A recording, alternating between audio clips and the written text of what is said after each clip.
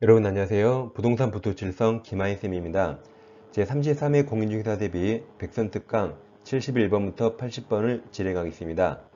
백선 문제는 네이버 밴드의 공지사항란에 있습니다. 오늘은 계약해지부터 공부하겠습니다. 계약해지하려면 해지권이 있어야겠죠. 일단 일방적 해지가 형성권 단독행위고 합의해제, 해지계약이 있습니다. 일방적 해지가 두 가지죠. 약정해제, 이건 해제 사유를 약속으로 미리 정해둔 것이고, 법정해제는 해제 사유를 법으로 정해뒀습니다. 채무불이행에서 이행지체와 이행불능 두 가지가 있습니다. 약정해제는 자기들이 정한 약정 사유가 발생하면 일방적 해지할 수 있습니다. 한편 합의해제는 법이 없지만 너무나도 당연하게 인정됩니다. 예를 들어서 갑부동산을 을과 매매계약 체결했습니다. 근데 막상 둘이 후에 있어요. 그래서 갑이 먼저 전화해서 우리 어제 한 계약 없앨까요? 라고 청약합니다. 을이 노 하면 못 없애는데 을이 오케이라고 승낙하면 자기들 했던 계약 당연히 합의로 없앨 수 있습니다.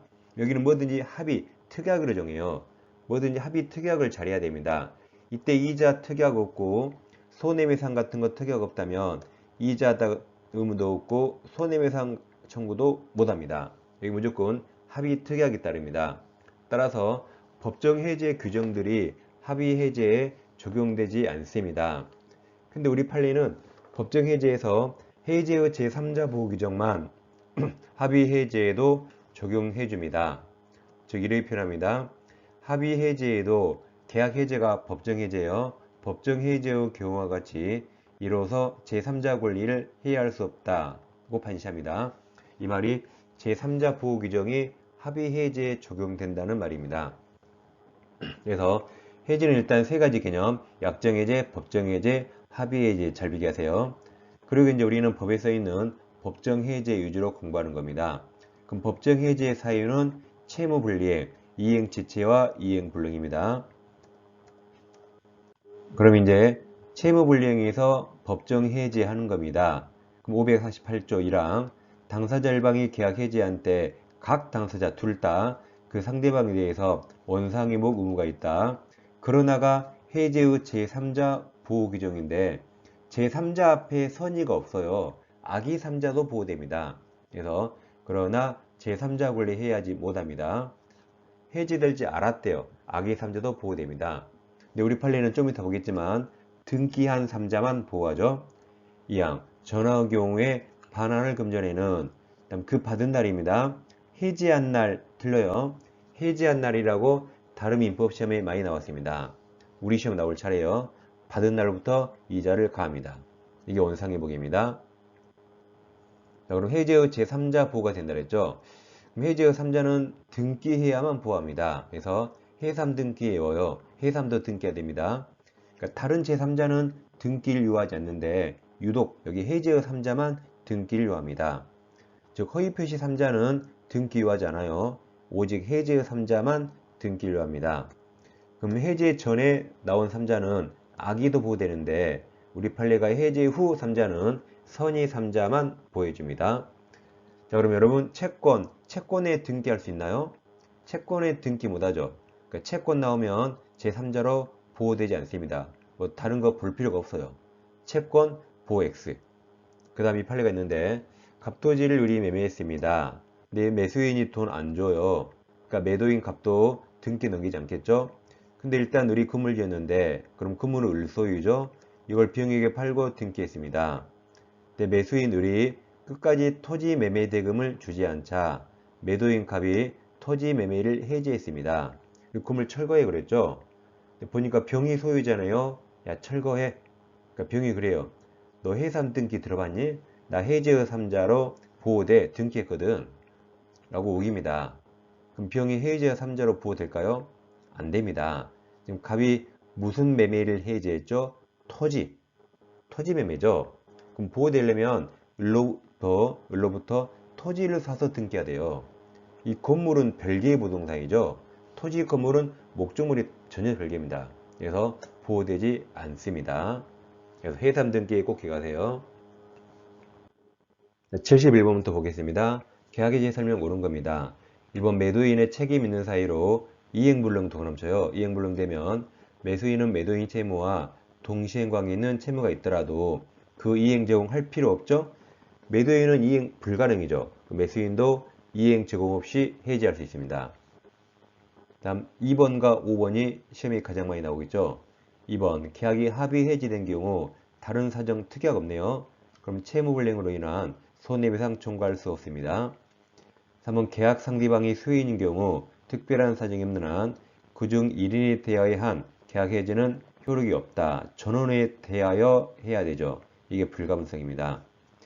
4번 계약 해지 소급표는 법정 합의 해지죠. 죄송합니다. 합의 해지 소급표는 법정 해지의 경우와 같이 제3자 권리 해야지 못한다. 이게 3자 보호 규정 정답입니다. 5번 매도인은 다른 약정 없으면 합의 해지로 인하여 반환을 금전해 그 받은 날로부터 이자를 가산할 의무가 없다. 정답은 4번입니다. 72번 매도인 각과 매수인들이 매매계약을 체결하였다. 틀린 겁니다. 1번 토지죠. 토지 매수인으로부터 그 토지에 신축된 건물이네요. 자, 건물 매수한 병 동그라미 쳐요. 매수한 병은 토지죠. 토지 매매계약의 해지로 인하여 보호되는 3자에 해당하지 않는다 해서 맞았습니다. 2번 갑 일반 갑이 채무 이행 거절 의사를 명백히 표시하면 을은 이행 개토의 전에도 최고 없이 해지할 수 있다죠. 일방이 이행 거절 안 한대요. 그럼 상대방은 이행기 기다릴 필요 없이 그리고 최고 없이 곧바로 해지할 수 있습니다.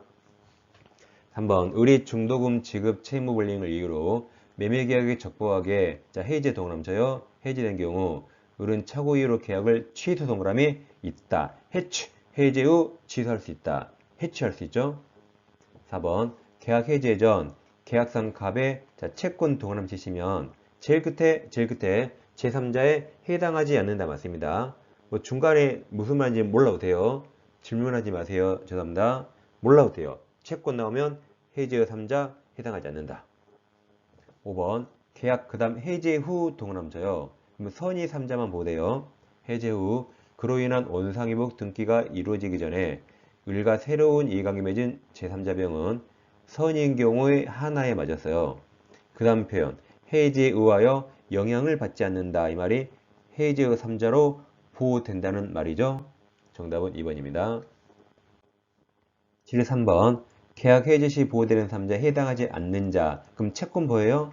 기억의 채권 중간에 보이죠? 보호 안 돼요. 그렇죠? 디귿 채권 보이죠? 보호 안 됩니다. 자, 기억 계약 해지 전 해지 대상인 계약상의 채권 동그라미 보호 안 돼요. 니은 매매계약에 의해서 매수인 명의로 이전 등기된 부동산 동그라미 쳐요. 부동산을 계약 해지 전 가압류. 뭘 가압류했죠? 부동산. 그럼 부동산을 가압류가 등기했단 말이죠. 이 보호됩니다. 디귿 계약 해지 전 계약상 채권 동그라미 보호 안 됩니다. 리을 주택 임대 권한 부여받은 매수인으로부터 매매계약이 해지되기 전에 주택 임대차 한 후 대항 요건 동그라미 쳐요. 등기 대신 보호된다. 정답은 3번입니다. 74번 매매 설명 틀린 겁니다. 1번 목적물 인도와 동시에 대금을 지급할 경우 특별한 사정이 없는 한 대금은 목적물의 인도 장소 동그라미 쳐요. 마트죠. 마트. 아이스크림 살 때 마트에서 돈을 지급합니다. 2번 매매 당사자 일방에 대한 의무 이행의 기한이 있는 때 상대방 의무 이행에 대하여도 동일한 기한으로 추정해주죠. 그래야 동시행합니다. 3번 매매 목적이 된 권리가 타인에게 속한 경우에도 이게 타인 권리 매매도 유효죠. 그래서 매도인은 그 권리를 취득하여 매수인에게 이전해야 됩니다. 자, 3번 매매 목적물이 인도되지 않고 매도인이 인도하지 않았죠. 다음 대금도 완제되지 않는 경우 매수인도 돈 주지 않았죠. 그 다음 목적물로부터 생긴 과실은 매도인이죠. 둘 다 이해가 안 했으니까 내 물건에서 생긴 과실 내가 취득합니다. 매도인. 5번 매매 목적물이 인도되지 않았더라도 매도인은 인도하지 않았죠. 매수인이 대금 완납했다면 매수인만 먼저 이행했네요. 그럼 특별한 사정이 없는 한 그 시점 이후 과실은 매수인에게 줘야겠죠. 답은 4번입니다. 다음 계약금계약도 해마다 시험에 나옵니다. 계약금계약은 요물계약이고 종된계약입니다. 예를 들어서 갑부동산을 을과 10억에 매매하고 계약금을 1억으로 약정하면 요물계약이라 매수인이 1억 전부 다 지급해야만 계약금 계약이 성립합니다. 근데 매수인이 7천만 원밖에 지급 안 했어요. 그럼 계약금 계약 성립했습니까? 안 했습니다. 전액 다 안 줬죠? 따라서 원칙, 매도인, 매수인 둘 다 원칙적으로 주계약, 즉 매매계약을 해약금 해지할 수 없습니다. 근데 예외적으로 매도인이 해지할 수 있다 하더라도 이때 해약금 기준은 실제 지급받은 계약금 7천만 원이 아닙니다. 약정계약금 1억이 기준입니다. 그래서 매도인이 예외적으로 해지하더라도 실제 받은 돈 7천만 원 100, 1억 4천을 주고 해지할 수 없습니다. 1억 100, 2억을 줘야 해지할 수 있습니다. 이제 계약금 다 지급한 사람도 보겠습니다. 갑에게 토지가 있는데 토지를 10억에 9월 1일 날 매매하고 계약금은 1억으로 정했는데 매수인들이 1억을 다 지급했습니다. 그럼 드디어 계약금 계약 성립했습니다. 그럼 해약금 해지할 수 있는가 문제가 되는데 이와 전혀 상관없이 당사자 일방이 약속 위반, 채무 불이행할 수 있죠. 이 두 개는 전혀 다릅니다. 그럼 해약금 해제는 당사자 일방이 이행 착수 전까지만 가능합니다. 이행 착수 전이라면 교부자 매수인은 1억 계약금 포기하고 수령자 매도인은 2억 배익을 상환해서 해지할 수 있습니다. 그럼 갑이 해지하려면 을에게 2억을 줘야 되는데 을이 수령을 거부합니다. 그런다 해서 매도인 갑이 을 이름으로 2억 원을 꼭 법원에 공탁할 건 요하는 거 아닙니다. 그 다음 이 해지했다는 건 누가 잘못한 게 없죠. 잘못한 건 아래 네모 2번 채무불이행으로 내려와요. 그래서 해약금 해지는 누가 잘못한 게 아니기 때문에 손해배상 나오지 않습니다. 청구할 수 없습니다. 의무도 없어요. 다음 이행착수 전이라 가능했기 때문에 원상회복도 나오지 않습니다. 그래서 여기서는 이행착수가 중요합니다. 그럼 갑과 을이 매매계약 체결했죠. 그럼 매매의 이행착수가 뭘까요? 매매의 이행착수란 매수인은 돈 주는 것이고 매도인은 등기서류 교부겠죠. 그게 이행착수입니다. 그럼 만약에 갑이 을을 상대로 소송을 제기해서요. 그럼 이행착수 했을까요? 돈 주지 않았죠? 등기 넘기지 않았죠? 이행착수 아닙니다. 설령 승소 판결 받아도 이행착수가 아닙니다. 그 다음 저 토지가 토지거래 허가구역이라 토지거래 허가를 받았습니다. 이행착수 했습니까? 돈 준 적 없죠? 등기 안 했죠? 이행착수 아닙니다. 이 세 경우는 다 해약금 해지할 수 있습니다. 근데 만약에 을이 중도금을 지급합니다. 이제는 이행착수했죠? 그 다음 이행기 전에 이행착수할 수 있나요? 즉 중도금 일자를 9월 15일로 정했는데 그 전에 중도금 보냈습니다. 그럼 돈을 미리 준 건 상관없죠? 이행착수로 인정해 줍니다. 해약금 해지할 수 없습니다. 다음 계약 부분 대부분 임의규정이라 이 565조도 임의규정이라 계약금을 주고받으면서 우리는 해약금 해제 하지 맙시다고 약정 가능합니다. 이 약정하면 해약금 해제할 수 없습니다. 지금까지 해약금 해제했습니다. 자, 이제는 네모 2번으로 내려와서 계약금 1억을 주고받았는데 누가 채무 불이행합니다. 그럼 이제는 법정 해제하죠. 그리고 이제 잘못한 사람 있잖아요. 그러니까 손해배상 청구할 수 있습니다. 근데 손해배상을 얼마를 청구할까? 이게 법에 정해 있지 않습니다. 그래서 약정 특약이 따릅니다. 우리 보통 이런 약정 많이 하거든요. 교부자가 약속 위반하면 해제당하면서 이제 손해배상으로 계약금 1억을 몰수당하고 수령자 매도인이 위약하면 해제당하면서 손해배상으로 배익을 물어준다고 약정합니다. 계약서에 써있고 사인하면 약정한 거죠. 이런 걸 위약금 약정이라 하죠. 그럼 이건 약속한 대로 따릅니다. 약속한 대로 약속 어긴 사람이 채무 불이행한 사람이 1억씩 손해보는 겁니다. 따라서 이렇게 위약금 약정하면 계약금이 손해배상액 예정 성질을 가져요. 즉 1억씩 손해배상 예정한 겁니다. 근데 계약금을 주고받으면서 채무불이행을 대비해서 아무 약정하지 않으면 계약금은 위약금 성질이 없습니다.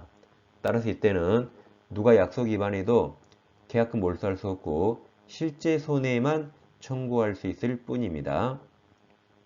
이처럼 위쪽 아래쪽은 완전히 달라요.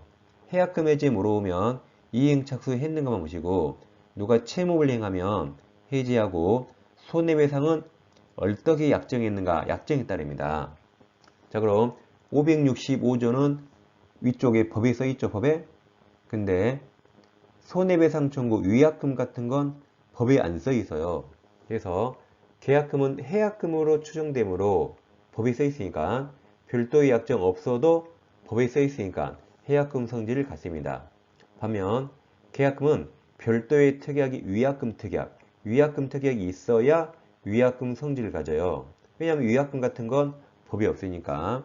따라서 위약금 특약이 없다면 계약금은 위약금 성질을 갖지 않습니다.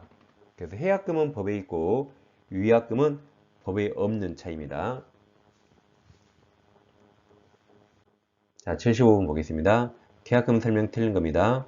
1번 계약금을 포기하고 행사할 수 있는 해지권은 당사자 비로 배제할 수 있죠? 임의규정입니다.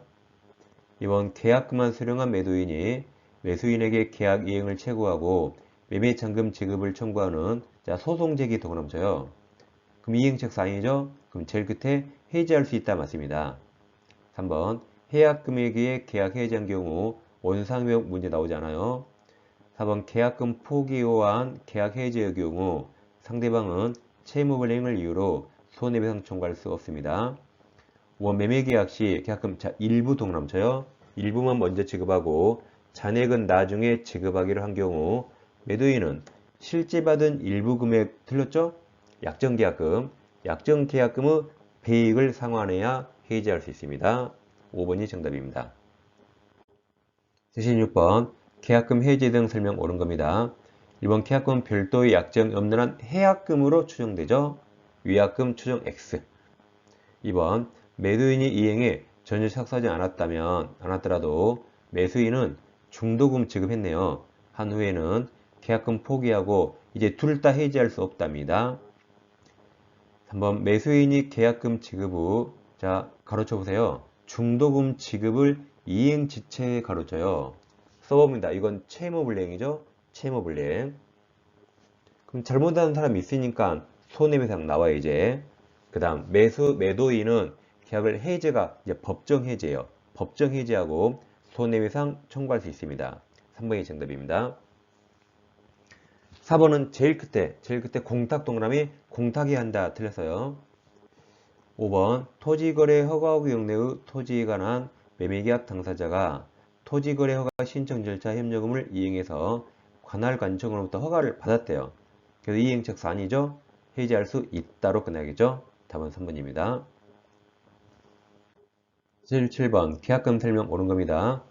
1번 매매계약 매수인이 동그라미 쳐봐요. 중도금 지급 기일 전 동그라미 쳐요. 써봅니다. 이행기 전. 이게 이행기 전이죠. 중도금 지급한 경우 그럼 제일 끝에 해지할 수 없다. 맞았죠? 1번이 정답. 2번 매매 해약금에 관한 민법 규정은 임대차와 같은 유상계약에 준용됩니다. 3번 해약금액에 계약 해지한 경우 원상회복 문제 나오지 않아요. 4번 매수인이 약정한 계약금 일부 지급하면 계약금 계약 성립하지 않습니다. 5번이 종된 계약이죠. 계약금 계약 원인이 된 매매계약이 무효이거나 취소된 경우 계약금 계약 효력은 소멸한다. 종된 계약이죠. 답은 1번입니다. 78번 갑은 자신 토지를 을에게 매도하면서 계약금 수령하였다. 틀린 겁니다. 1번 을이 지급한 계약금을 위약금으로 하는 당사자의 약정이 없으면 계약금은 위약금 성질이 없습니다. 법이 없기 때문에 위약금 약정해야 위약금 성질이 있습니다. 2번 갑을 사이 계약금 계약은 매매계약의 요물계약이고 또 종된 계약이죠. 3번 을은 중도금 지급 후 특약이 없는 한 계약금 포기하고 해지할 수 없습니다. 중도금 지급은 이행착수죠. 4번 매수인의 해약금에 기한 해지에 의해서 발생한 손해에 대해서 매도인은 배상 청구할 수 없다. 해약금 해지는 손해배상 나올 수 없습니다. 5번이 임의규정. 갑을 사이에 해약금액의 해제권을 배제하기로 하는 약정안이 있다면 이 약정 유효죠. 당사자는 그 해제권 행사할 수 없답니다. 정답은 5번입니다. 이어서 매도인 담보 책임을 공부하겠습니다.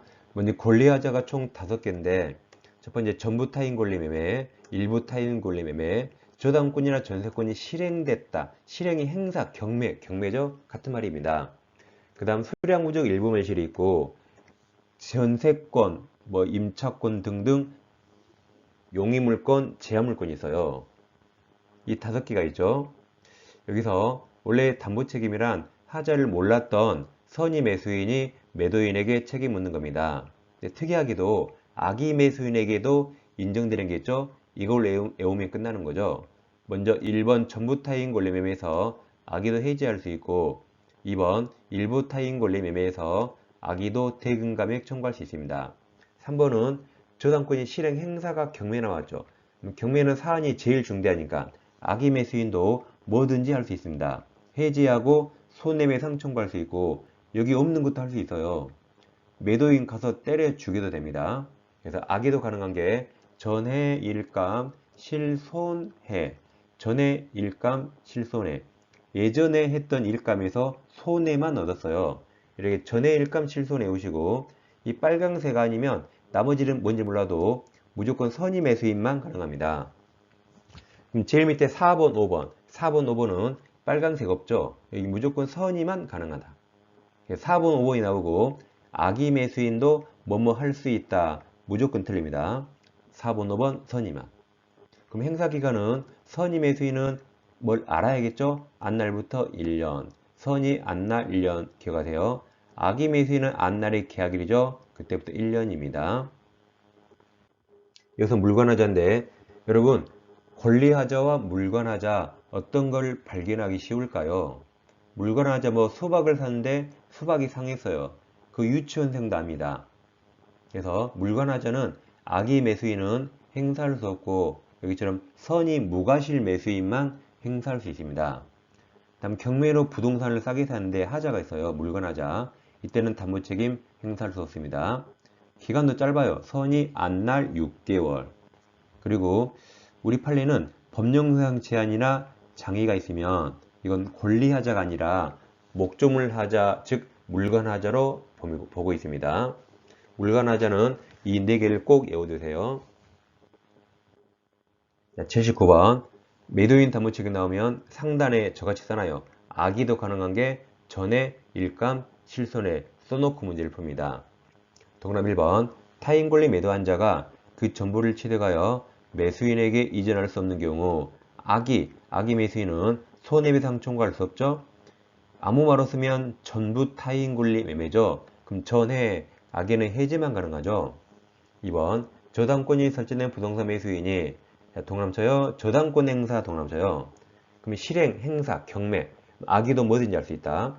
행사로 그 소유권을 취득할 수 없는 경우 악의 매수인도 특별한 사정이 없는 한 계약 해지하고 손해배상 청구할 수 있다. 이게 맞았습니다. 3번 매매 목적인 권리 전부가 타인에게 속하여 권리 전부를 이전할 수 없게 된 경우 매도인은 선의 매수인에게 이행이익입니다. 매도인 담보 책임은 유효일 때만 나와요.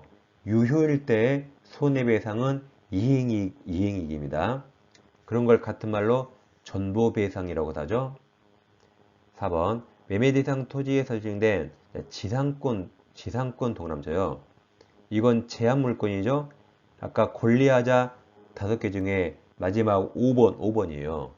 그럼 이것은 상단에 전해일감 실손이었기 때문에 선의만 가능합니다. 다시 지상권으로 인하여 계약 목적을 전혀 달성할 수 없는 경우 악의 매수인 나오고 제일 끝에 뭐뭐 할 수 있다 무조건 틀렸어요. 여기는 선의만 가능합니다. 5번 권리 일부가 타인에게 속한 경우 선의 매수인이 갖는 손해배상 청구권은 계약한 날 1년 하면 앞에 안날이죠. 계약한 날 틀렸습니다. 선의 안날 1년이죠. 정답 2번입니다. 80번 매도인 담보 책임 틀린 겁니다. 1번 건축 목적으로 매수한 토지에 대해서 법적 제한 동그라미 쳐요. 아까 법률적 제한 장애는 물건하자죠. 건축 허가를 받으로써 건축이 불가능한 경우 이는 매매 뒤에 목조물 하자 맞았습니다. 목조물 하자 동그라쳐요. 물건 하자입니다. 이번 타임 권리 매매에서 매도인이 그 권리를 취득하여 매수인에게 이전할 수 없는 경우 계약 당시 그 사실 안 매수인은 해지할 수 있다 그랬죠? 전에. 3번 경매 1차에서 매수한 목조물 동그라쳐요. 자체 하자 동그라미 있다면 제일 끝에 담보책임 물을 수 없습니다. 4번 매도인이 매매 목조물에 하자가 있다는 사실을 알면서 이를 매수인에게 고지하지 않고 담보책임 면제 특약을 맺은 경우 이때는 알았으니까 책임져야 되죠. 그 책임 면할 수 없습니다. 5번 무효 동그라쳐요.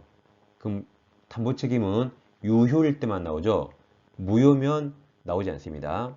그래서 무효인 강제 경매도 똑같아요. 무효에서는 담보책임 나오지 않습니다.